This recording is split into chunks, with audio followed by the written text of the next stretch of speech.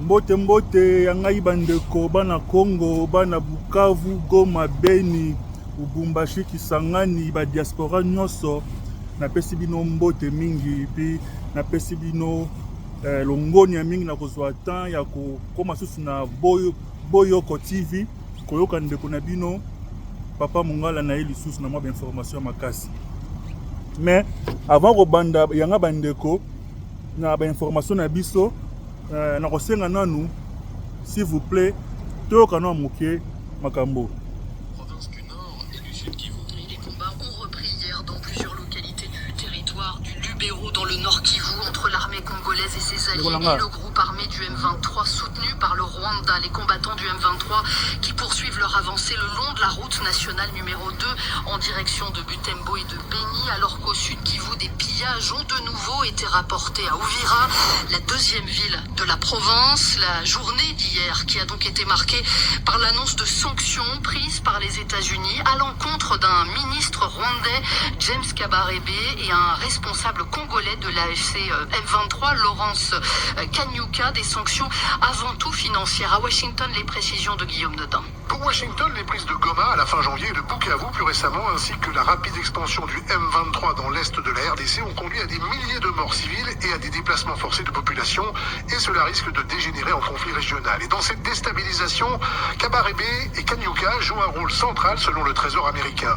Son communiqué dénonce très clairement leur rôle dans l'organisation et la progression dans l'est de la RDC et de la FCM23, Alliance Fleuve Congo, un mouvement politico-militaire soutenu par le Rwanda.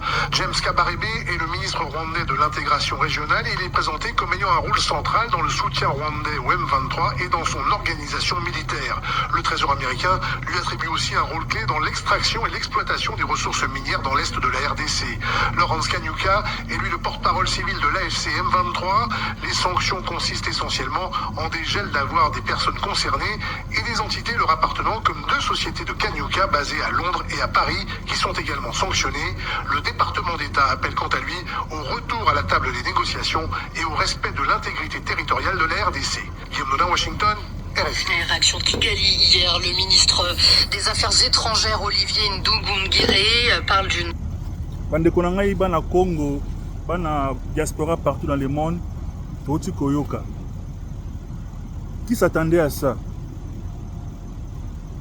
Lobi na bana sabino ke États-Unis a une politique mususu na monde. Alors, il est temps de profiter de la politique. Quand le lobby européen va voter, va faire sanctions, mais il faut sanctionner proche numéro 1. Il y a Kagame le girafe.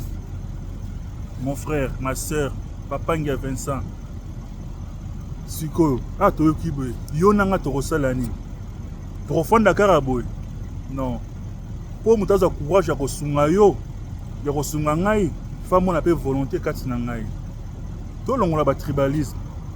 To longolo ndeko makambo oyo Chilomba sali Félix Tshisekedi.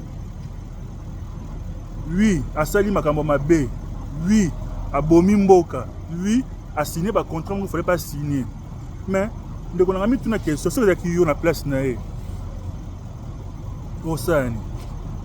Pouvoir bani Rosani. Omoni. Mais et l'autre mot est patriotisme, c'est un capot. Mouze l'aura désiré Kabila peut payer son nom à Salakiam. Mais c'est un faux bête à chita sima. Mais si quoi, ne connaît pas à quoi bête à chita sima, t'es pas ça lié. À ça pris en otage, bande qu'on a, y a ça pris en otage, bah tout si, au bazan zinga n'est qu'au bandana moi sinae, bah prendre un otage. Tout le bandeng nini. C'est où tu as dit que tu as osé la karaboé. Ne connaît pas mboka oyo, bah ça ça m'a pas pang. C'est pour cela que la sagesse à Salomon. Nous avons invité, nous avons poussé. Pendant que la sagesse à Salomon, Salomon c'est la kinini. Herbastiana baina mwana. Mwana nata Congo. Oh zaki mwana nete. Neti ba Kagame wana ba nanga, ba nani wana ba royabo. Toka bole kaka toka. Mais yo soko za mukolo mwana rosa nini. Bobi solo wana te. Bokata mwana ote botika na mona kata na musika pa muninga wana mukolo mwana toza bakolo bana tokotika boyete Chilomba a pris au piège mais va pas laisser l'affaire, on va pas laisser le pays et kende. Rappelez-vous, to bunda pona Chilombote. A Congolais ta Congolais. Vous me écoutez ma tambo ke pa na ke to mona ko ba Rwanda. Bandeko, na binini. Mingi ba ko interpréter ngo fo pona ba Congolais boya makam na bino ndenge na bino. Na lobby boy. Vous me écoutez mona mboka et pas mona mboka. Que to mona ko ba paya. Mon ana cette vidéo. Bon mona mininga be. Ja mininga ja ma lili. Dans l'hiver. Mais pour l'amour de la patrie, on a bien quelques minutes pour Oyo Kanandeko. Sois courage, esprit à patriotisme et zélabiso.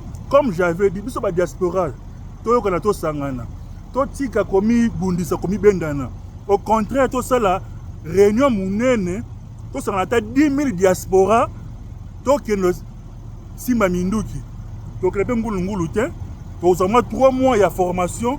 Il y a des gens qui sont mercenaires.